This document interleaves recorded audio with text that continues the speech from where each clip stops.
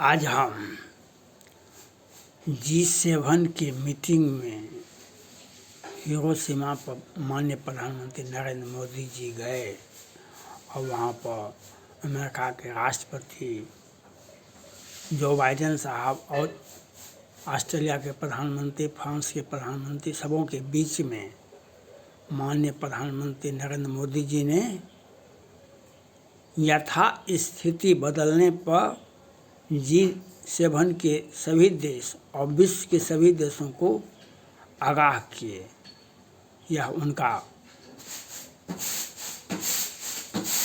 नाम तो नहीं लिए चीन का, लेकिन चीन को यह समझाने का प्रयास किए आप ताइवान में कभी भी हस्तक्षेप करेंगे, भारत के हिमाचल प्रदेश, अरुणाचल प्रदेश, लेह लद्दाख में जो आप सेना को भेज करके भारत का और नाम लिख करके चीनी भाषा में अपने नक्शा में दिखाते हैं जो तिब्बत का हिस्सा है, तिब्बत हमारा है, या जो चीन जो गुस्ताखी कर रहा है, इसके विरुद्ध में माननीय प्रधानमंत्री नरेंद्र मोदी जी ने जो बाइडेन साहब के सामने विश्व के सभी नेताओं को एक साथ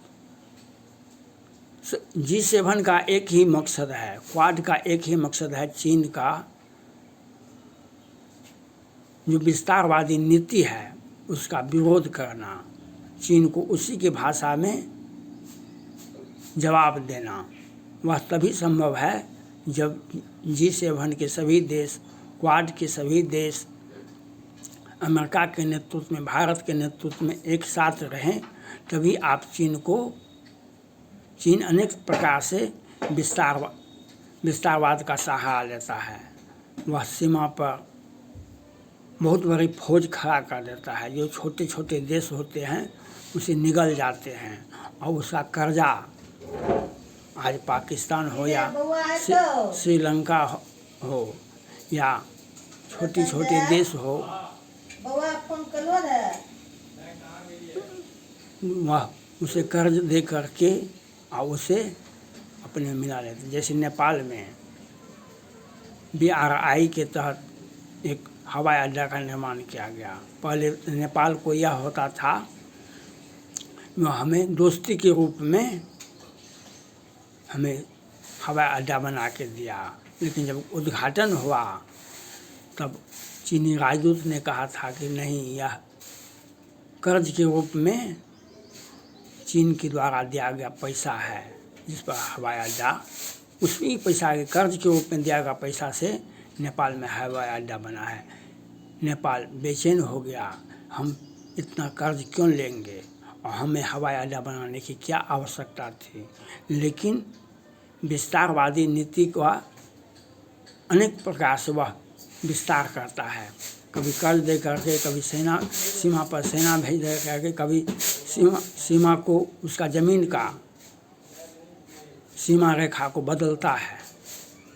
इस पर माननीय प्रधानमंत्री नरेंद्र मोदी जी ने बहुत अच्छे भाषा में, बहुत अच्छे ढंग से दुनिया को बताया जो चीन का विस्तारवादी नीति, चीन का नाम नहीं लिए, लेकिन चीन का विस्तारवादी नीति के विरुद्ध में विश्व के सभी बड़े देश को एक साथ आना चाहिए, जो चीन का विस्तारवादी नीति का विरोध किया जाए।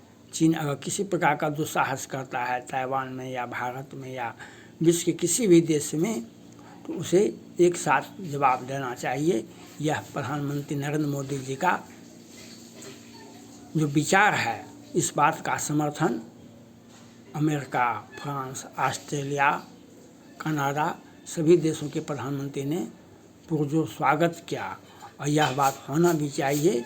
चीन कोई प्रजातांत्रिक देश नहीं है, चीन का विस्तारवादी नीति, चीन का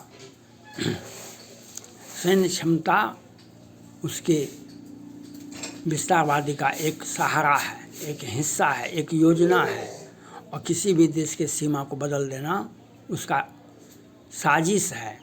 इस पर प्रधानमंत्री नरेंद्र मोदी जी ने बहुत अच्छे ढंग से दुनिया को चेताए, जो आप यथास्थिति भारत से भी कई एक दौर की बातचीत हो चुकी है, लेकिन वह उसका सेना कुछ पॉइंट पर पीछे नहीं हट रहा है। भारत भी विवश होकर के उसके सामने अपनी सेना को वहाँ पर उतार दिए, जो कभी भी अगर चीन दुस्साहस करता है तो भारत उसका जवाब देगा। भारत जवाब देने के लिए सक्षम है, लेकिन अंतर्राष्ट्रीय संबंध, अंतर्राष्ट्रीय सहयोग, क्योंकि भारत सक्षम है लेकिन और बहुत सारे देश सक्षम नहीं हैं चीन से युद्ध लड़ने के लिए। हमें हमारा नेतृत्व को स्वीकार करना चाहिए, भारत का नेतृत्व स्वीकार करना चाहिए। अमेरिका को, फ्रांस को, कनाडा को, ऑस्ट्रेलिया को, जो हमारे नेतृत्व में चीन का हम हर अवस्था में, हर विषय पर, हर चर्चा पर, हर मंच पर और उसके विस्तारवादी नीति को रोक सकेंगे। वह दुनिया का सर्वनाश करने पर चीन लगा हुआ है और अपना व्यापार भी बढ़ाता है। किसी भी देश में उसका व्यापार, किसी भी देश में दूसरे देश से व्यापार के माध्यम से उसका पैसा लेता है, उस देश को कमज़ोर करता है और सामान की गुणवत्ता भी उसमें नहीं होता है। चीन के सामान में कोई गुणवत्ता नहीं होता है। आज विश्व के सामने चीन का हिंद महासागर में जासूसी विमान उसका डूब गया। चीन का जो भयावह स्थिति पैदा करता है विश्व के सामने, हमारा हथियार, हमारा सैन्य क्षमता, हमारा PLI, हमारा मिसाइल कार्यक्रम, उसका एक नमूना पेश हुआ जो हिंद महासागर में उसका जासूसी विमान, और उसमें कितने लोग थे, कितने सेना थे, कितने अर्धसैनिक बल थे, कितने वहाँ का नेवी के जवान थे। कभी उनका तो कहना है 39 आदमी ही डूबा, लेकिन यह कहना मुश्किल है क्योंकि चीन सच्चाई कभी निकालती नहीं है। पेंगोंग लेह लद्दाख पर उसके सैकड़ों जवान हताहत हुए थे गलवान घाटी में, लेकिन वह कभी स्वीकार नहीं किया जो उसके जवान मरे थे। आज चीन के विरुद्ध में भारत के नेतृत्व में, भारत के माननीय प्रधानमंत्री नरेंद्र मोदी जी ने दुनिया को चेताए, जो चीन के विस्तारवादी नीति का, चीन के साजिश का, चीन का व्यापार का, चीन के अर्थव्यवस्था का विरोध करने के लिए आपको एकजुट होना चाहिए, आपस में व्यापार होना चाहिए। भारत से अमेरिका का, कनाडा का, ऑस्ट्रेलिया का, ब्रिटेन का, लेकिन चीन से व्यापार नहीं होना चाहिए। चीन के बहुत सारे सामान पर भारत ने 40% टैक्स लगा करके चीन की अर्थव्यवस्था को, उसका सामान भारत में नहीं आना चाहिए, क्योंकि इससे हमारा व्यवसाय भी, हमारे व्यावसायिक वर्ग को कष्ट होता है, व्यावसायिक वर्ग का शोषण होता है। उससे बचाने के लिए उसके सामान पर आपूर्ति, आयात पर 40% टैक्स लगा। यह अच्छी बात है। माननीय प्रधानमंत्री नरेंद्र मोदी जी ने बहुत ही अच्छे ढंग से इस बात को रखे और दुनिया के सामने जो यथास्थितिवाद है चीन का, उसको बदलने का प्रयास वह हर वक्त कर रहा है। इसका विरोध होना चाहिए। और अमेरिका के राष्ट्रपति जो बाइडेन साहब को ने तो पहले भी कहे भारत हमारा सच्चा मित्र है, और अमेरिका के राष्ट्रपति जो बाइडेन साहब को आगे आना चाहिए, भारत की नीति का समर्थन करना चाहिए।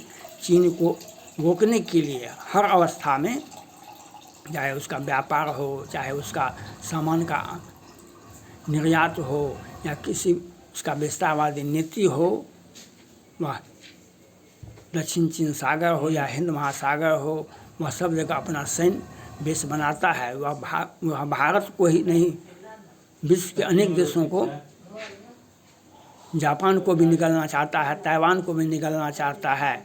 वह उसका विरोध करने के लिए एकजुट होना अति आवश्यक है। विश्व के शांति व्यवस्था और विश्व के जो संयुक्त राष्ट्र संघ है और सुरक्षा परिषद है, सुरक्षा परिषद में भारत की अस्थायी सदस्यता नहीं दी गई। वह चीन का ने वीटो किया।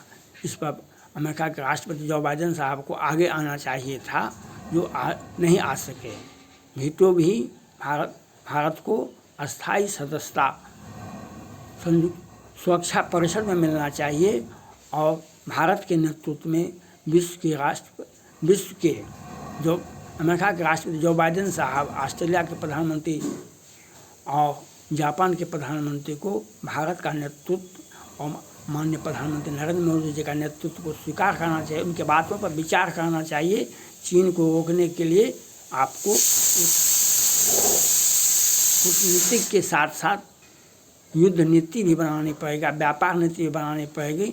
चीन को किसी भी परिस्थिति में अमेरिका हो या भारत हो या ऑस्ट्रेलिया हो या ब्रिटेन हो, वहाँ पर व्यापार करने के लिए देना चाहिए और उसके हर मिसाइल कार्यक्रम हो या उसका युद्ध नीति हो, उस पर कड़ी नज़र अमेरिका ही रख सकता है। यह आपको देखना पड़ेगा। चीन का कोई भी, चाहे कोरोना का याद किया, विश्व के मानव जाति के लिए एक खतरा पैदा किया। इसका लिए आपको भारत और अमेरिका को एक साथ रहना चाहिए। ऑस्ट्रेलिया और फ्रांस को एक साथ भारत के नेतृत्व में स्वीकार करना चाहिए और चीन को हर अवस्था में उसे उसी की भाषा में जवाब देने के लिए G7 का, क्वाड का और जो बाइडेन साहब और ऑस्ट्रेलिया के प्रधानमंत्री, ब्रिटेन के प्रधानमंत्री को, फ्रांस के प्रधानमंत्री को, भारत के प्रधानमंत्री नरेंद्र मोदी जी के नेतृत्व में एक मजबूत विश्व शांति के लिए, चीन को तोड़ने के लिए, चीन की विस्तारवादी नीति का विरोध करने के लिए माननीय प्रधानमंत्री नरेंद्र मोदी जी की बात को अच्छे से विचार करना चाहिए। यह विचार इनका विश्व शांति के लिए, स्वास्थ्य और संयुक्त राष्ट्र संघ के लिए, शांति मिशन के लिए और सुरक्षा परिषद का जो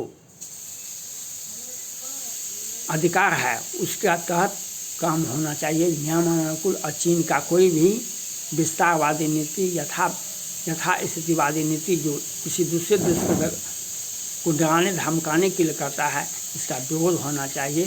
धन्यवाद।